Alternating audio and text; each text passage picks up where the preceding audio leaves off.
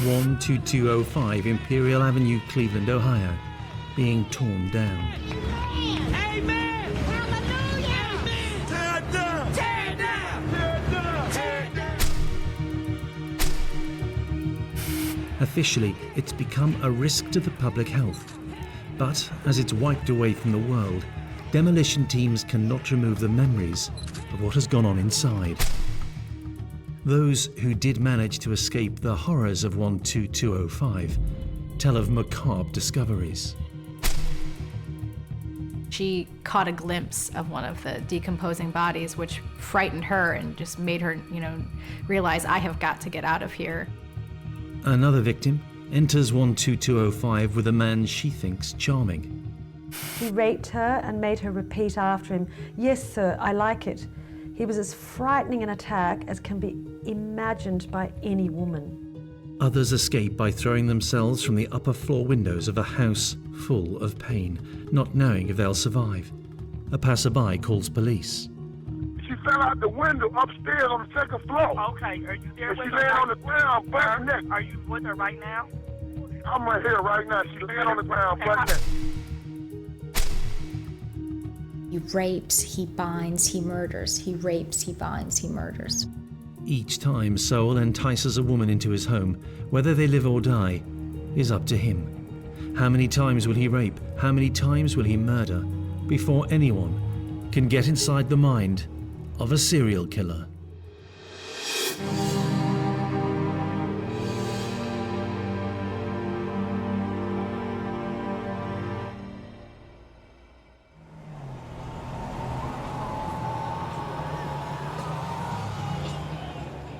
Mount Pleasant, Cleveland, Ohio. Its name belies what a dangerous neighborhood it can be. Between 2007 and 2009, it proves all too treacherous for women walking the streets alone. Anthony Sowell claims to be hearing voices telling him to kill. I think I choked him. Nothing like torture, beat, Yeah. No. Okay. No. What they were like off or something maybe? Or what? What you think would cause you to choke him? I mean, just off the top of your head. Think about it. Punish him? My girl and them something. That's all I can say. That was punishing them because of... I was the punish. Who was the punisher? I can't explain it. When women meet Anthony Sowell, they think he's a good guy, someone with whom to party. Well, I think if you look at the MO that Anthony Sowell used, a lot of the women actually went willingly to his home. And those women had gone to Anthony Sowell's house maybe to use drugs or drink or just hang out with him and had never left the home. A very specific demographic was in danger. Using his bare hands, Sowell becomes a one-man lethal weapon. You had a body that was right here. You had a body that was over here. You had a bag, there was a body in there. Oh, God. Hold on, look, I ain't finished. And you got a body behind the wall. Well, a lot of dirt back there too. A lot of dirt all over that body.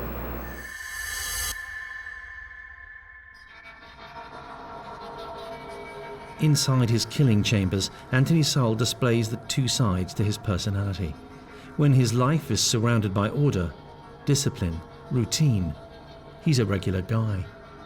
When he's out of work, down on his luck, he turns to drink and drugs. And then things can get very ugly.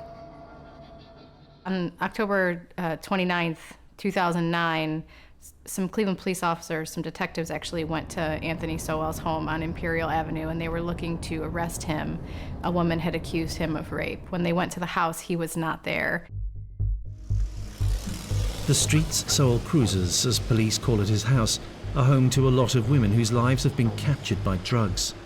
Around the time that Sowell stalks the neighborhood for women, decades of economic distress and home foreclosures placed him in a world of failure, decay, disorder, Drugs too, and drink. Lots of drink. There was a little corner store right there that was kind of the hub of activity on Imperial Avenue. They were really familiar with Anthony Sowell. He would come in and buy, tall beers, King Cobra beers, which he would drink often. People would come over to the store when they would come to his house, buy beer, party, kind of back and forth. A cocktail of factors turns Sowell into a monster, one who escapes justice for 2 years. That late October day, the Cleveland police finally decide that events surrounding Sowell and 12205 Imperial need further investigation.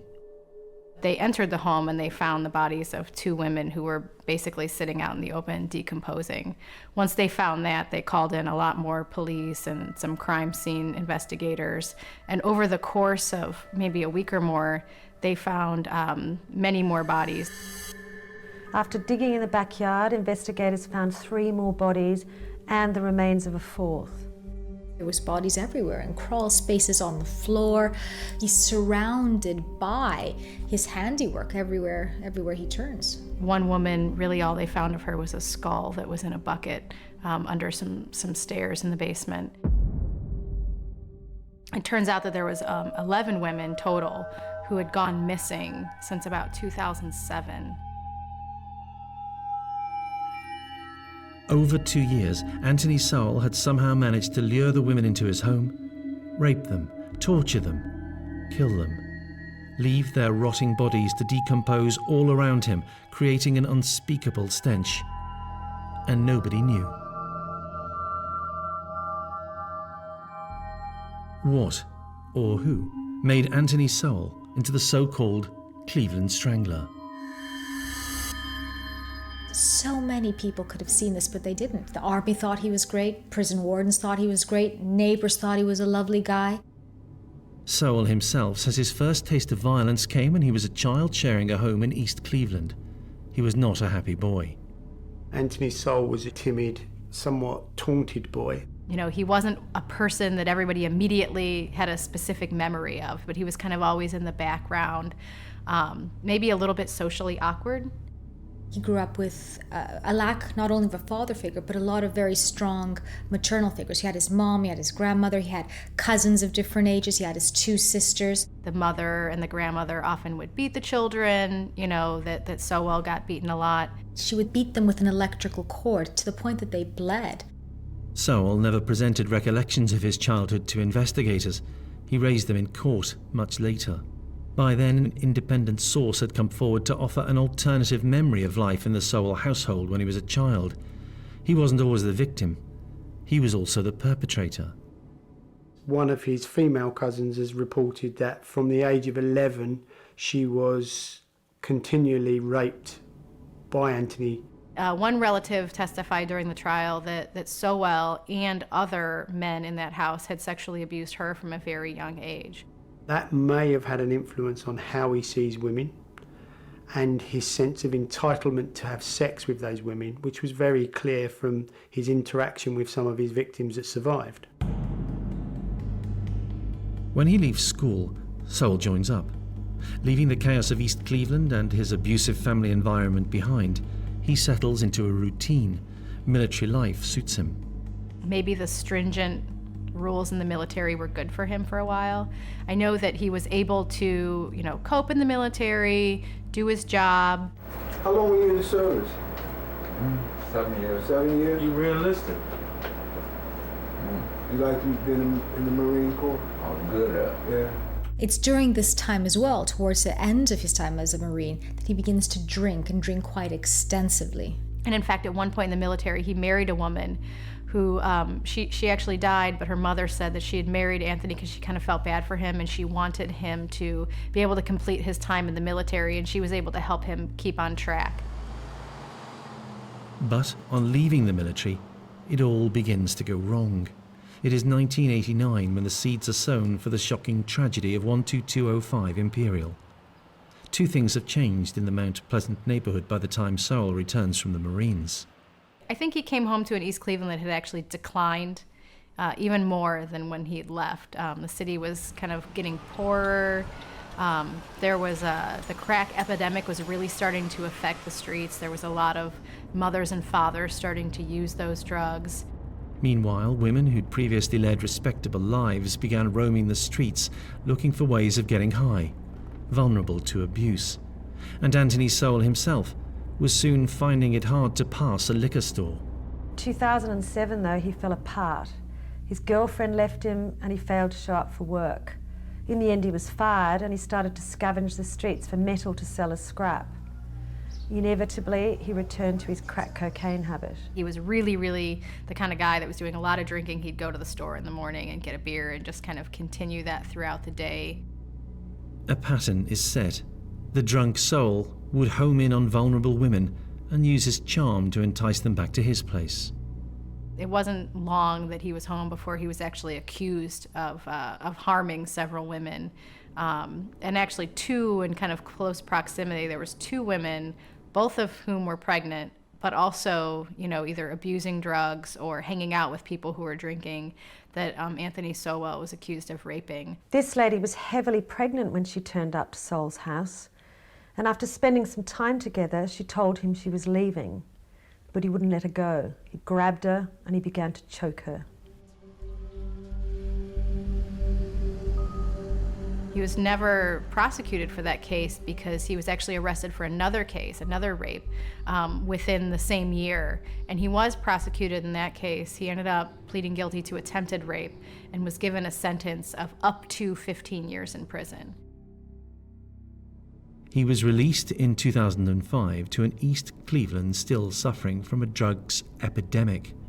He moved into the family property, 12205 Imperial Avenue.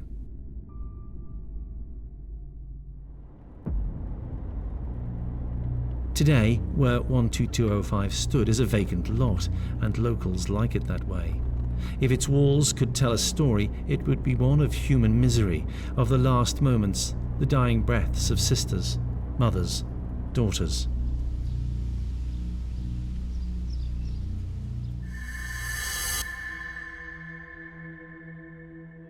Crystal Dozier was described by her mother as the responsible one of her children, before she became addicted to crack cocaine. She could be found wandering the streets of Mount Pleasant. On May 17, 2007, by now a mother of 7 and aged 35, she went out to score drugs. She comes across Anthony Sowell.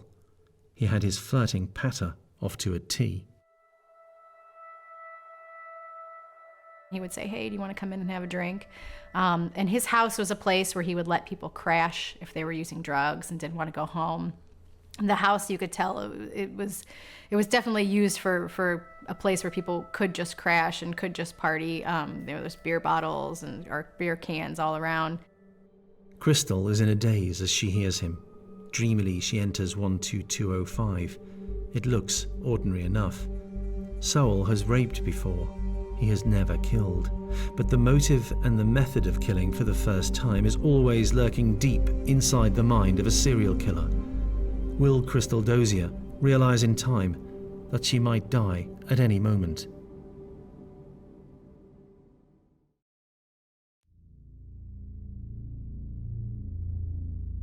Crystal Dozier is one of many women in Mount Pleasant, Cleveland, who's been captured by drugs and spotted by Anthony Sowell, lured into 12205 Imperial.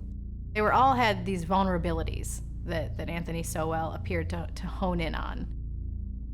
As Crystal walks towards the porch of 12205, Sowell may have guessed she'd had a troubled life. Pregnant at 13, a mother of 2 by 17, of 7 by her mid-20s. Hers was now a transient world of drugs and drink. To her, Sowell means the chance of another hit, another high. She responds when he approaches her. Why wouldn't she?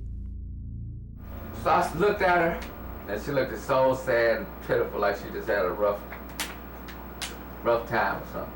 So I said, "A beer?" I said, "How you gonna get a beer?" I said, "It's closed." "Oh, they'll open up or something like that." Okay. So I said, "I tell you what, come on with me, and you can get all the beers you want." So you can imagine she meets him, he seems charming enough and persuasive enough that she decides, you know what, I'll go to this person's house. So any apprehension is clearly not big enough to stop her.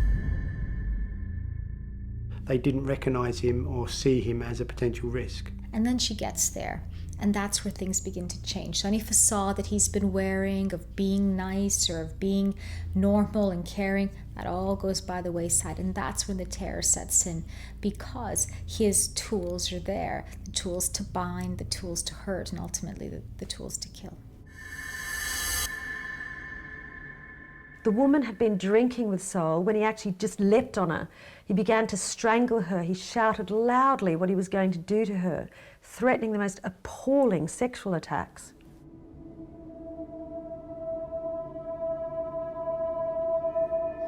From what detectives could learn later from those who'd escaped the Sowell ordeal, it's likely he carried out his threat and raped Crystal. Sowell, in command, the master of events. Rape is not about sex. Rape is all about control. Rape is about abuse and overpowering and hurting and controlling. Strangulation is a very intimate kind of killing. It allows the offender to feel the person's life slip away from them.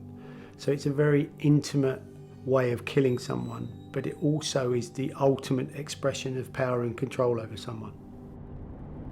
He buried her body by the backyard fence of 12205.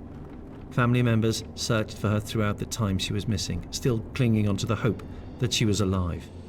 In fact, she had become victim number 1 of Anthony Sowell. Around that time, 2007, Sowell, a registered sex offender, would regularly receive visits at 12205 from the authorities, but they seldom entered. He seemed to be okay. The word was that prison had changed him. One of the bitter ironies about the Sowell story is that he responded well to discipline. The indication is that during his prison sentence, he was a model prisoner. He listened, he followed orders, directions, never really got in a lot of trouble. And that's not surprising, because it gave him back that sense of structure and routine that he obviously had in the military and was missing when he came into civilian life. He participated in Alcoholics Anonymous, so he was aware that he had an alcohol problem. He's able to appear very lucid, very normal. It was that ability to seem normal, like a regular guy, which would mean that the murder of Crystal Dozier inside his house was only the start of Sowell's killing career. Struggling women would go missing from the neighborhood, but throughout that time, Sowell relentlessly attracted women back to 12205, whilst police did nothing. You know, their loved ones that they did love would go missing, but they would always call after a day or two. They would always come back. They would never miss important events like birthdays or Christmas. And so when they went missing for a longer period of time and didn't show up, a lot of them contacted the police and said, you know, this is different. And we're basically told, you know, hey, they'll come back when they're done using drugs. As is the case with many serial killers, they go for the most vulnerable in our society. So the police were dismissive of these women for the same reason that Anthony Sowell likely targeted them. They're an easy target. They're easy, they're not missed, and this is precisely what he does. I think he probably knew that people weren't going to come, you know, beating down his door looking for these women. Tishana Culver fitted that precise profile when she went missing in June 2008. Drifting in and out of family life. They didn't report her disappearance. There seemed little point as the 33-year-old had gone missing so often. Leishanda Long was just 17, the youngest of Sowell's victims, but a mother of 3 when she went missing. Her life was in a mess.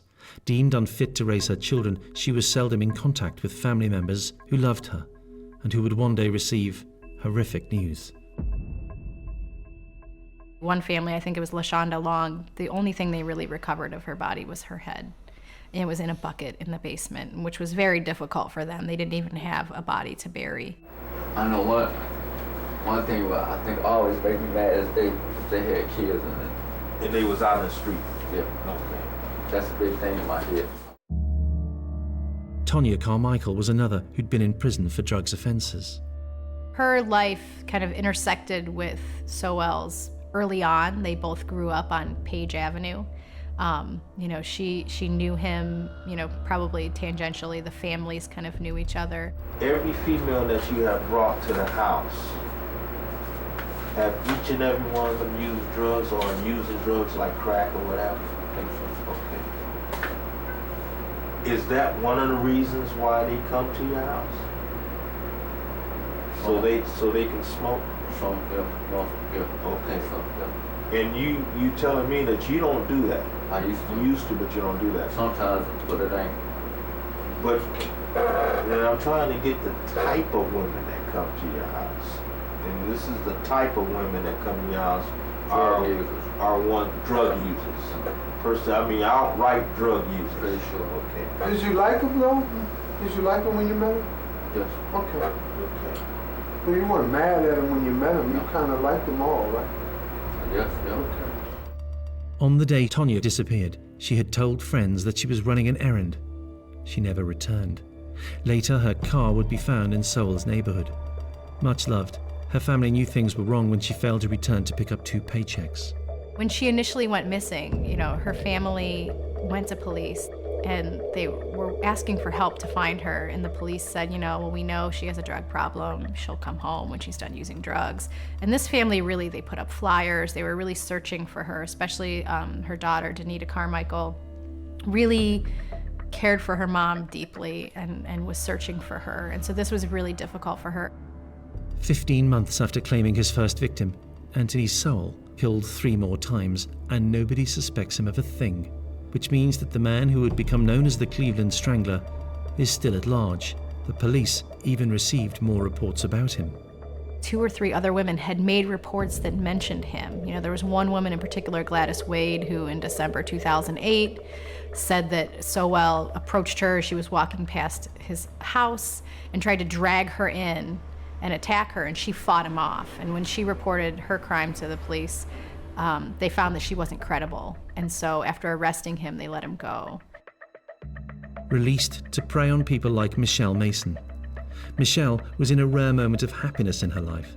Thought to have kicked her heroin and crack cocaine habit, she was finally living independently. But on one October evening, she seems to have entered the home of Anthony Sowell without suspecting what was going on inside the mind of a serial killer.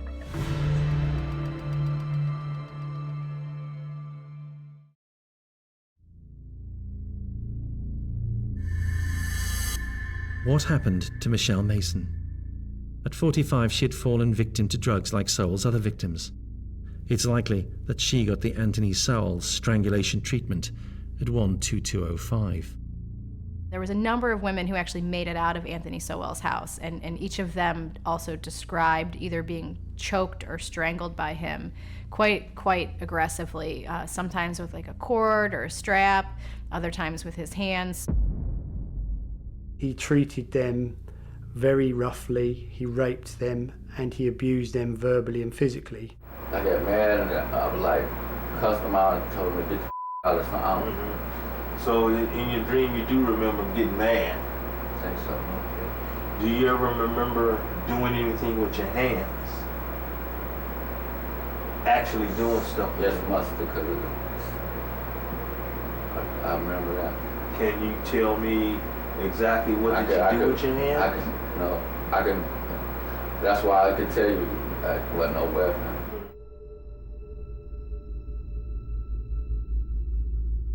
Michelle's body would become one of those found at 12205 Imperial, victim number 5, and still no investigation into Sowell, a known sex attacker. Sowell remained unsuspected by the authorities. Some police would later say that working the neighborhood itself can prove difficult. They're not always welcome, and crack-addicted women truly do disappear for weeks on end and then return. But there was also Sowell's calm demeanor when he comes into contact with police, shown in the case of a woman who at one point in Sowell's story fell from a window at his home after being attacked, a story the entire neighborhood knew of. 12205 Imperial. A passerby called in the incident. Indignant at the time it was taking to get help. As the neighbors of Sowell on Imperial Avenue watched, the passerby describes what he can see. She look like she around about 40. About 40? All right. Yeah. Is she conscious? She can't get up, though. But she is awake, right? Look, I ain't even trying to go near her. I gave her my Awake. T-shirt to put on. Is she awake? She kind of awake and going in and out. Breathing? Yeah. And which window did she fall out? The first or the second? I don't know. Was it less than 6 feet or more than 6 feet? Second, yeah, 12, 15 All right. feet. All right. There we go. And it happened just now, correct? Yeah. The case where the woman fell out the window, Anthony Sowell actually went to the hospital with that woman, and as the police were trying to question her, she was kind of afraid to say anything because he was there. You know, he told the police, well, we were just using drugs together, and she accidentally fell out of the window. You know, she later said that he was, attacking her. Hers was not the only story of getting trapped by a man, raped, and who would escape only to be ignored by authorities. Once out of the house, the women recounted horrific stories. The pattern seems to be that he's initially very charming and able to connect with women and lure them back to his house. But once he gets them back there, he begins to lose control. He begins to lose his temper. He begins to want to assert his power over them, his abuse over them. And that's where we see time and time again. He rapes, he binds, he murders. He rapes, he binds, he murders. Sowell again remains free to attack. Essentially, people like Anthony Sowell and other serial rapists that have since been discovered, they were smarter than the police. They were smarter than the community. They knew that these women, and they, the women probably knew in some ways too, that nobody would care. Ironically, he saw women as people who should be perfect. They were not supposed to have flaws. He hated the fact that they used drugs and would even say things to them about it, and know he wanted to help them, but then he would also do it himself. So he definitely had this strange relationship where he would meet women who had drug problems. He would kind of entice them into his home, with the idea of drinking or using drugs, but then he would also try to be very caring. Well, let me get you some clothes. Let me feed you. You look like you need to eat. Someone was telling me that, and it stands to reason. He said that when he has these dreams, he meets these girls. Some of the girls remind him of his girlfriend. Mm-hmm. And I asked you, was anything that they said or was anything that they did? And you said by the way their past, you said you asked them about why you out here on the street. I talked to them. Yeah, you talked to them. Yeah. Why you out here on the street? And you're a nice girl. Why don't you get you some help? Somebody's trying to help him. That's cool. And then you said you get mad and they remind you of your girlfriend. I know. And then that's what happened. So it's kind of these two personalities that people would describe seeing. He had at least one or two girlfriends at the time that we were able to hear from afterwards who talked about, the long conversations they would have and how, kind and introspective he could be. But then he could also be very violent if someone disagreed with him or didn't say the right things. Meanwhile, the signs that a multiple murder was at large were there for anyone to see or smell if they really investigated. There are a number of reports of a bad smell being reported in the area. Right next to the house where Anthony Sowell lived on Imperial Avenue was a place called Ray's Sausage. And for years, when there had been foul odors that the neighbors noticed, they would call the city or call the health department. When people would come out, they would always attribute the smells to Ray's Sausage. And in fact, the people that owned this very small family-owned sausage company redid their entire sewer system thinking that somehow the smell was being attributed to them, their sausage making, their dumpsters. We only realized later that it was probably Anthony Sowell. And in fact, the owner said at one point that they believed that he may have dumped some bodies in their dumpsters. This fast food store became the focus of complaints. Surely the smell was coming from there. The owners took the issue seriously, spent tens of thousands of dollars digging up drains. What we now know is that was the smell that was emanating from the decaying corpses that were in his home and buried in his garden. But with 5 women dead and all having been seen last in Sowell's neighborhood, that fact was still far from emerging. On January 17, 2009, Sowell was to strike again. As a child, Kim Y. Smith was close to her father, no trouble to her parents. When a teenager, Kim had begun sampling drugs, and when a young woman, she was hooked. After she disappears, her father offers a reward to help find her, but she was never to be seen alive again. Murdered by Sowell, her body buried in the garden. It took a DNA test from her father to confirm it was her. It was next the turn of Nancy Cobbs to become the focus of Anthony Sowell's gaze. Nancy Cobbs was, on her own admission, a very poor mother. But as she got older, so she got her life back in some sort of order, helping raise her grandchildren, but often being seen with a man drinking beer on a stoop. That man was Sowell, and in April 2009, she disappeared. Friends and family combed the neighbourhood. They did not search the garden of 12205 Imperial. Amelda Hunter, known as Amy, by 14 she had become pregnant, her daughter born deaf and with cerebral palsy. Amy found solace in drugs and by 2009 often sought both them and companionship in 12205 Imperial. She'd struck up a friendship with an assassin. How would Amy's story end?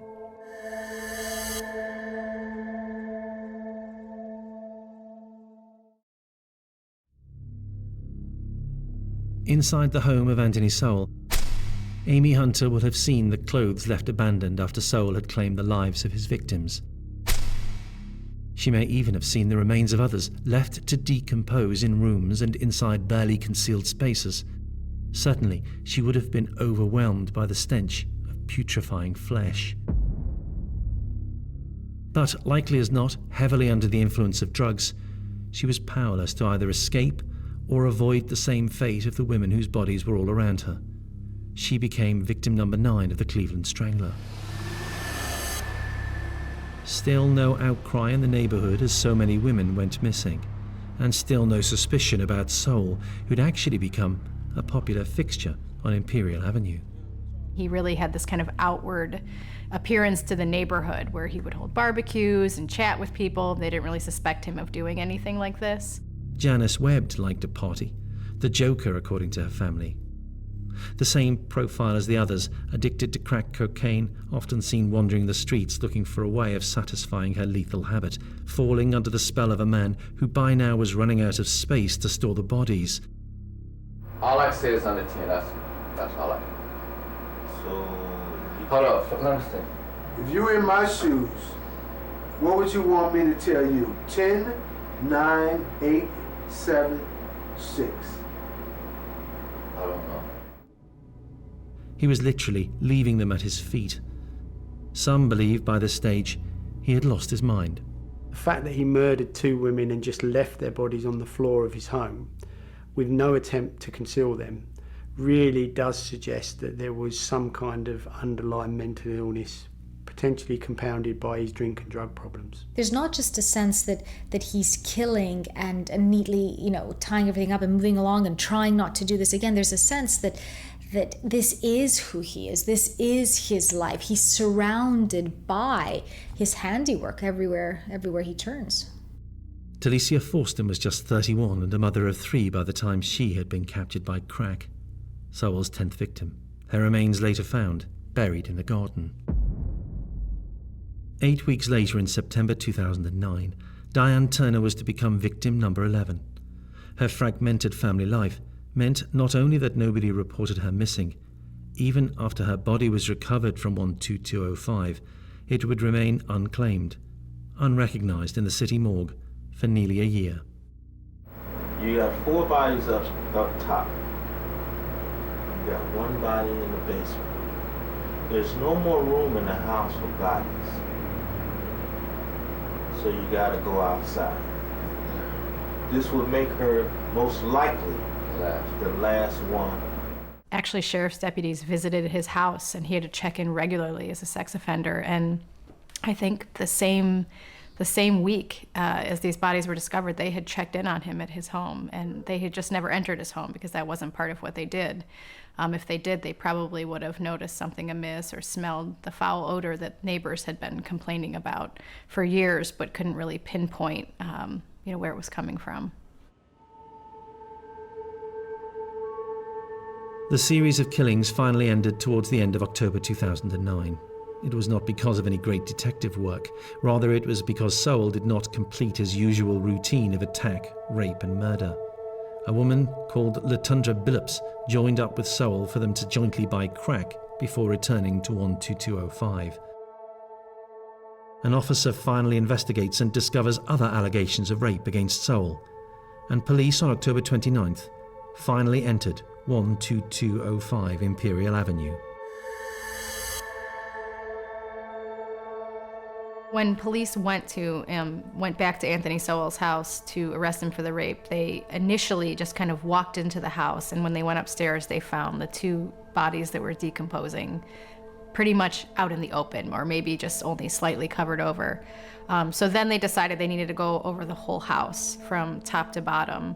They cordoned off the house, the backyard, and when they started digging in the backyard, I think they actually used some special sensors and found that there were some bodies buried underneath there. So they unearthed a number of the bodies from the backyard.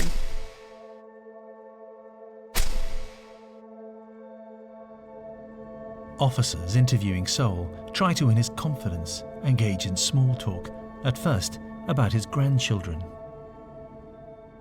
You got 4? You got 4, man. Yeah. Shit. They call you Papa or Grandpa? Yeah? And You love that, don't you? no, You do. it's okay, no. But that's everybody call me that. Yeah, that's the love for them. So I know that. You probably Like be skinning and grinning. Yeah, don't you? yes, he do. Don't you? No, he do. You don't be grinning when they be coming up to you? Anthony Sowell had entered the macabre pantheon of serial killers known throughout the world. Under police interrogation, despite protesting that the voices in his head had something to do with the murders, he eventually gave in to the truth. So this boy born on a street in this unassuming green house with cousins and a mother and a grandmother grows up to be the notorious Cleveland Strangler, known for his viciousness in attacking women. He's killed at least 11 women, and the motive behind that would appear to be one of sexual gratification, but potentially also one of power and control, particularly when you look at the method that he most likely used to kill those women, which is strangulation. And for the city of Cleveland, Sowell's crimes meant a period of reflection. It was a sobering moment for Cleveland to realize that 11 citizens could go missing and nobody could make the connection that they were all in the same place, had all been killed by the same man. For a while, 12205 was left standing, a reminder of Sowell's crimes, where artifacts of the women had been abandoned, clothing and jewelry and other things in the upstairs apartment of his home. No justice! No peace! No justice! No peace! No justice! No peace! Say it! No justice! No peace! No justice! People moved quickly to get control of the house so that they could knock it down. And, within the year, the house was bulldozed and made into an empty lot. And there's been plans in the works for almost 5 years now to put some kind of memorial at that site.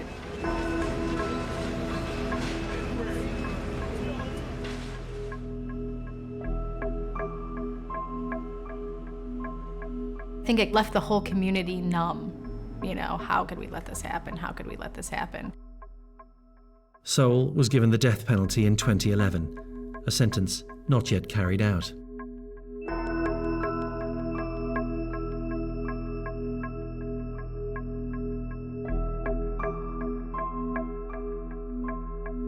He's on death row in Ohio at a maximum security prison. He actually has a number of appeals in his case. He's definitely appealing the sentence that could put him to death.